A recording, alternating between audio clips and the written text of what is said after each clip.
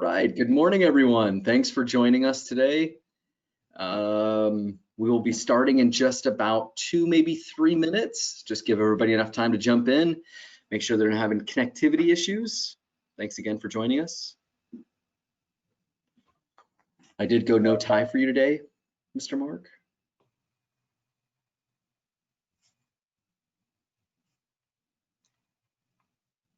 Figured I'd change it up for you. I appreciate that. Yes, sir.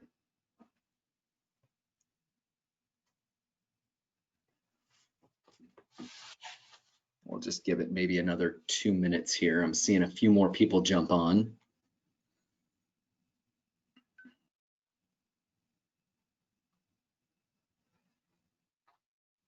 Good morning, everyone. We'll be starting in just about maybe 2 minutes. Looks like we got quite a few people just jumping on right now. So we'll give them time to make sure they're connected and they can see appropriately.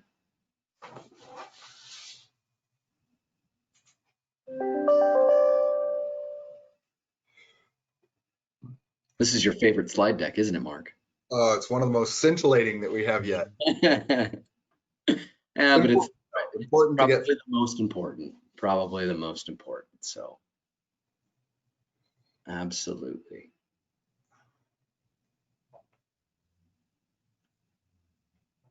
While we're waiting, everybody that already is on, don't forget we do have another webinar on Thursday, the 1st at 11 a.m. So don't forget to sign up for that. I'll be announcing that again. And if they missed any of the previous webinars, they are readily available for on-demand viewing on our event site. Totally agreed. Yeah. It looks like we still have quite a few more people jumping in right now. So let's just give them a minute. We'll probably be starting at about 2 after. We'll give maybe another 30 to 45 seconds. Yeah, got a bunch of people jumping on now. We'll give them just a few minutes, make sure they can see the screen. Awesome. Good. Lining up to get this knowledge, get this information. Yeah. I'm excited. So are we.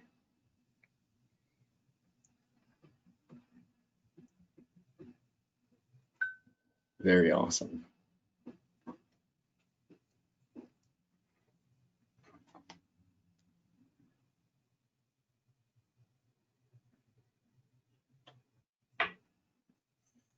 All right.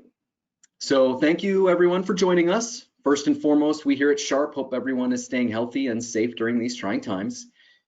We also have another webinar on Thursday the 1st. It's also at 11 a.m. So please sign up today if you have not noticed that one yet. Same website. Please let us know if you're having any troubles there. We truly appreciate you taking time out of your busy schedules to join us for this short discussion surrounding information security and compliance. During the presentation, please feel free to ask any questions in that Q&A box, right? We will discuss them at the end of the presentation. Presenting today is Mark Vedel. He is one of our network infrastructure architects here in Southern California. And without further ado, here's Mark. Thanks very much, Nick. Appreciate it. Good morning, everyone. Good afternoon, depending on where you're at. Thank you for joining me for one of our most scintillating presentations, webinars of the series. Actually, may not be the most interesting, but certainly the most important in relation to being compliant with various regulations that you may have to abide by. So with that, let's get right into it. First question I have is, does your organization handle protected health information, or do you capture personally identifiable information? If you do, you have to abide by certain rules and regulations. Now, the first one we look at is really HIPAA, the Health Information and Portability Accountability Act. That is the umbrella or overarching regulatory body that also includes PHI, Protected Health Information, and PII, Personally Identifiable Information. I'll dive into those a little bit just so we're familiar with what we're talking about as we describe them. But let's take a look at which organizations need to be compliant.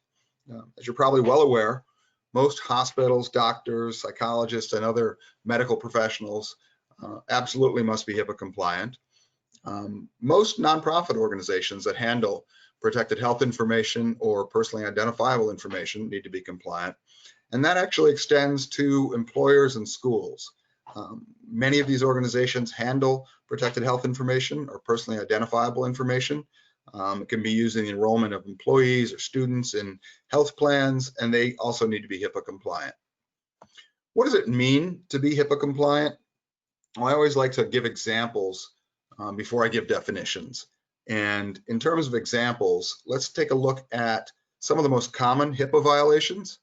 So the top 5 most common HIPAA violations are non-encrypted, lost, or stolen devices. And that's really important. We really encourage all organizations to encrypt their devices, certainly if they handle PHI or PII. So a lost or stolen one that's not encrypted, major violation. Lack of employee training, number 2. Most times we found organizations don't communicate enough about the guidelines that every employee has to follow in relation to handling, sharing, communicating PII or PHI. Database breaches, we've all heard about. The gossiping and sharing of protected health information is also regulated. And there's various rules, regulations you have to follow in discussing that. We'll talk a little bit about lines of communication. And then, of course, the improper disposal of protected health information, whether it's electronic or paper-based. Most common violations. You want to get a scary example of this, Google wall of shame, and you'll see a lot of incidences of organizations who've fallen victim to any number of these violations and the associated fines that can be weighed upon them. What we'd like to offer today, and there's lots and lots of information out there available, I'd like to just offer a quick checklist for HIPAA compliance for your organization, high-level steps that you need to make sure that are taken to be HIPAA compliant. First and foremost of those is implementation of written policies, procedures, and standards of conduct. Making sure that your organization has guidelines to follow and that they're well communicated. Within the organization, depending on how large you are, designate someone who's in charge of compliance. That can be a compliance officer, usually backed with some type of committee that represents different facets of the business. Also conduct effective training and education for the staff, hugely important. Develop effective lines of communication. I talked about this earlier. Conduct internal monitoring and auditing. Now, and I'll go into a little bit more detail in a few slides, but you have to have things that you're able to audit as you go through this. And we're going to show you some ways and some tools to do that. Enforcing standards through well-publicized disciplinary guidelines. For every action, there's an equal and opposite reaction. So people need to know there's consequences to their actions if they don't follow these guidelines. And then, of course, respond immediately and promptly to any offenses you may detect and undertake corrective action. That's the best protection that you can have against violating any of the HIPAA regulations. So as I mentioned, HIPAA covers both PHI and PII. Let's take a quick look at what each of those constitute. So what is protected health information? Very simply, it's demographic information, medical histories, tests and laboratory results, certainly mental health conditions captured about any of your patients, insurance information. Also, any data that really a healthcare professional collects in the treatment of their clients and patients. What I'm going to cover a little bit briefly is how do you protect this information to be HIPAA compliant? Before I do that, let's talk a little bit about PII, personally identifiable information. What is it? This is simply names, birth dates, social security numbers, any financial information you may have. If your organization handles this, it absolutely must secure that information. If it's not secured properly, you can open yourself to any number of lawsuits. Again, so how do we protect both PHI and PII? I've always learned that before I start using acronyms like PHI, PII, or SIM, it's a good idea to explain them. So with that, let me explain what I mean when I say SIM. SIM stands for Security, Information, and Event Management. What this really is, it's a set of tools and services that offers an overall view of your organization's information security. These are the kind of base foundations that you need to be able to do reporting, monitoring, management, and certainly auditing of your information security. Let's take a look at some of the tools and what they provide. So SIM tools themselves provide real-time visibility across an organization's information security systems. It provides event log management that consolidates data from a number of sources across the organization. And then it also has intelligence within it to correlate events gathered from different logs or different security sources. It gives you single pane of glass to look at.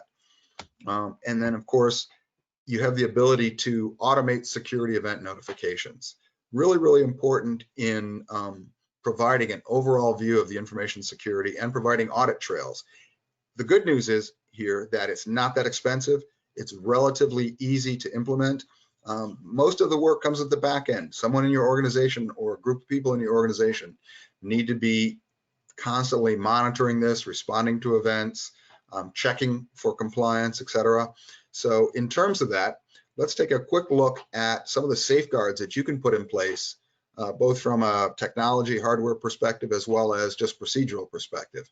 So very quickly, in this new time, we're speaking to clients a lot now about how do they enable their remote workers and how do they keep them secure and how do they keep their compliancy guidelines in place. So with that, let's first take a look at equipment, software, and hardware requirements. The first thing that we recommend in supporting your remote workers is encrypting home wireless router traffic. Using specifically, we recommend WPA2 AES. This is really important because not all home networks use encryption. It's easy not to, but really important if you're using your home network to communicate with a remote office or access data sources that contain protected health information or personally identifiable information. Another easy fix that we see often overlooked is change the default passwords. I can almost guarantee I can go to many houses or even from outside your house, guess at your passwords for your routers. Most passwords, the ID is admin, and if you didn't change the password, it's probably still password. So make sure these are changed. Just the act of changing it, regarding how complex it is, helps you enhance your security 1,000-fold. If your employees are accessing company-based systems that contain PHI and PII, make sure they're connecting securely over a VPN. That way, any data in transit is encrypted and secure. One of the regulations is that all ePHI must be encrypted. ePHI standing for electronic protected health information. Encrypt and password protect any personal devices. And then, of course, ensure that your IT department configures any personal devices before accessing your network. If you don't have an IT department, one of the many things that Sharp does is we can be your IT department, and we work with many of our clients to ensure that the personal devices that remote workers may use are protected and enable them to access the resources they need to conduct their jobs. Take a quick look at security and privacy requirements. Just a good rule of thumb, employees shouldn't allow family or friends to use devices that contain electronic protected health information. Have each employee sign a confidentiality agreement where they agree to keep all this information confidential or face the consequences. Create a BYOD agreement, BYOD standing for bring your own device. In other words, using a personal computer. And then in terms of hard copy, paper protected health information taken home, the regulation states it must be stored in a lockable file cabinet. And then, of course, if you're going to throw that stuff out, make sure your employees have paper shredders. This is the proper way to get rid of or destroy any protected health information that's paper-based. Make sure employees cannot copy electronic protected health information to external media. There's technological ways to do this, there's procedural ways to do this, and a SIM itself can also help you log this activity. So really important.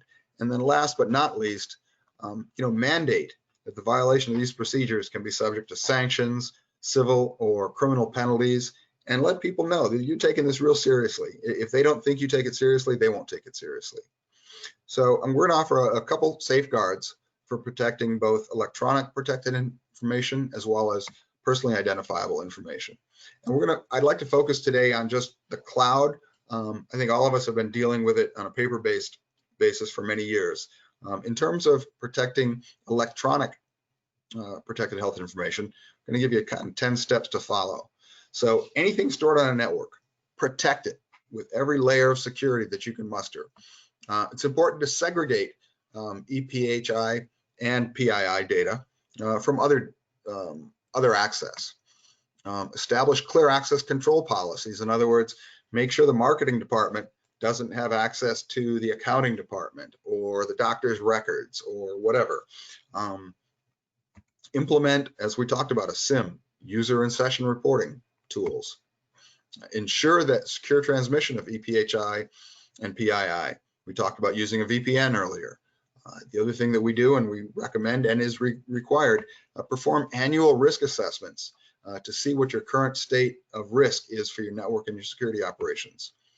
Enhance the breach notification process. It's not just reaching over your desk and saying, hey, did you see this? Have a clear path for communication of potential breaches. Then, of course, physical aspect of this is restrict areas where any health information or personally identifiable information is stored. Beef up the physical security, locks on doors, restricted access to where servers are, data centers. I think most of us do that today, but again, important safeguard to put into play. And then certainly last but not least, I'm sure most organizations do backups today, but how often do you test them? Testing is an important part of compliance. Make sure the data that you need to restore can be restored, and then understand how quickly you can do that and what you have to do that. Make sure you have good disaster recovery plans in place and an operational crisis plan. We call this business continuity. Make sure that you have that active and tested within your organization. One of the things that we really encourage our clients to look at is making the appropriate investments in protecting your data today, because the implication of this is that if you don't, there's lots of implications, but if you don't, you're going to pay twice as much later. A recent study from IBM indicated that on average, the cost of a breached customer record is $175. So you can do the math on that depending on how many customer records you have, probably in the thousands. The fact is that customer personally identifiable information was the most commonly exposed type of data and the most expensive record in terms of the impact of a breach. And 80% of breaches contain some personally identifiable information. So the impact of this is wide ranging. Just some of the liabilities in relation to data breaches. I won't go through each one individually, but I will highlight the higher subsequent costs of compliance. If you haven't made the investments up front, it's going to cost you a lot more to recover from it, both technologically, operationally for your business, potential liabilities that come from the breach. You just don't even want to go there. So we really and highly encourage you to make the investments up front to protect your data. Pay now or pay later. With that, Sharp has a huge commitment to data security. I spend my days doing this every day of the week, sometimes on Saturdays and Sundays. But we offer a suite of tools and services to help you protect your data, your networks, and your people. As we talked about before, something we do for all of our clients as well as prospects, a network and security risk assessment. Very, very helpful for new prospects and clients. We will do this for free.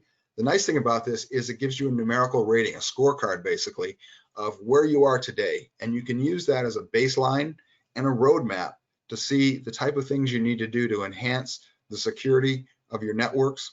And it gives you the ability to prioritize your investments and plan those out. We always take a layered approach to security, so it's not everything at once. Let's build that security up. To do that, we have a number of tool sets that we use. We call these cybersecurity tool sets. So one is called Detect and Respond. This tool set contains tools and services that basically provide threat monitoring and analysis, threat detection, response, and remediation. And all of that's backed by a 24/7, 365 Security Operations Center, or SOC. The second set of tools, and we always encourage everyone to use these in combination, are called Profile and Protect. These really focus on the end user infrastructure. So every user's computer or laptop, profiling them to make sure that they're being used as they should be We have tools that encompass artificial intelligence and machine learning that look for malicious behavior. Should this machine be launching these types of services? And if they're not, we can segment those and isolate those for potential attacks. DNS protection, a very, very useful tool in restricting where people can go on the internet. And then, of course, what we feel is one of the most important aspects is ongoing user security awareness training. I talked a little bit earlier about security, event, and information management. Again, not that expensive, highly important in your overall cyber defense. One of the things that we see clients adopting a lot more lately, Microsoft Office 365 has an additional feature called Advanced Threat Protection. Always a good layer of security to include on. One of the things I use every day, password management. One of our favorite tools is called LastPass Password Management, and we really encourage your organization to do this. It takes a lot of risk out of the overall accessing of systems, both on-premise or in the cloud.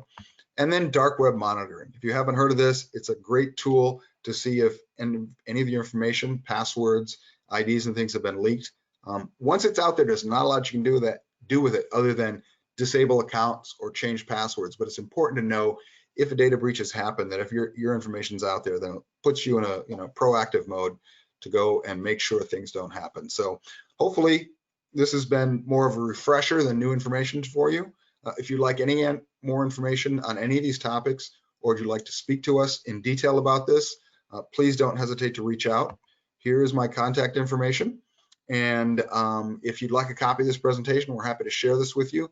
Just shoot me an email and I'll be happy to do that. So again, thank you very much for your time today. Hope we were of help. Take care. Have a good day. Great job, Mark.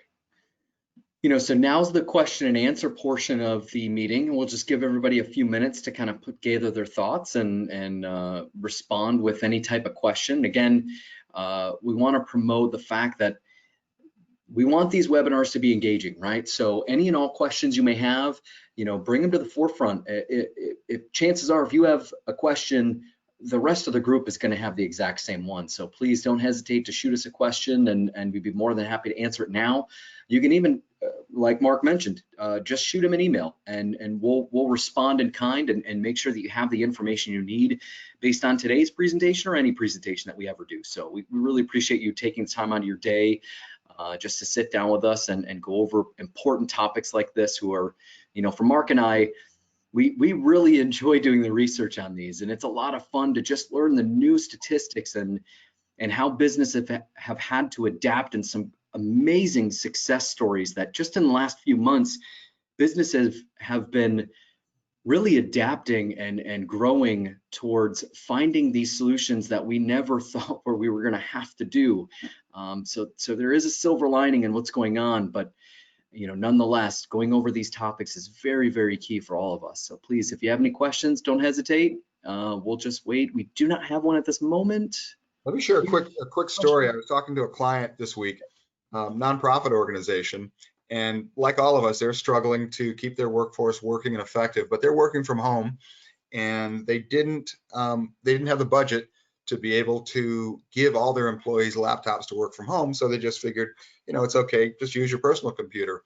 And the more we talked to them, the more concerned we got, and really let them know around about the HIPAA regulations in relation to using your own device, and that they weren't in compliance. So we very quickly worked with them to give them the tools they need, as well as take the actions needed to protect their organization and to maintain compliance. So many organizations, this isn't a top concern or forefront of mind for things, and that's where Sharp can come into play and really help you think about these things. Because as Nick said, we actually enjoy studying and learning about this, and then making sure our clients are safe. So we're here to help. Awesome. We do have a question coming in. Oh, great question. So this one comes from Susan. Looks like it's how do I find out if any of my employees are listed on the dark web? Fantastic question, Mark. No, that's excellent. We can run a complimentary dark web scan for you, and we do this for a lot of our prospective customers. Just reach out and we can run a scan for you and let you know What, if any, of your company email addresses with your company domain, so ours would be sharpusa.com. If I ran a scan, I could see if any of those email addresses had been compromised and shared on the dark web. As I said, we can't take them off of the dark web, but what we can do is see if those people are still in the organization, and if they are, make sure they change their password right away. That's the best protection you can do. But information is 80% of the battle, knowing that it's out there. If someone doesn't know it's out there, they could be using your ID and password to compromise your network. Great point. And I'm going to spill a little secret sauce here. Coming up in a future webinar series this next month, we are going to be going over this particular topic in password management. So a perfect question, Susan. We appreciate that because you just segued us into a future webinar. So thank you for that. Be on the lookout. That email will be coming out soon. But again, a final reminder for the one that's coming out Thursday. There is one on the 1st at 11 o'clock. You can still register all the way up until 11 o'clock. So don't be afraid to register at the last minute. We do not mind. We understand time is can be ever evolving. So no problem. Thank you everyone for attending. We really appreciate your time. Have an amazing day.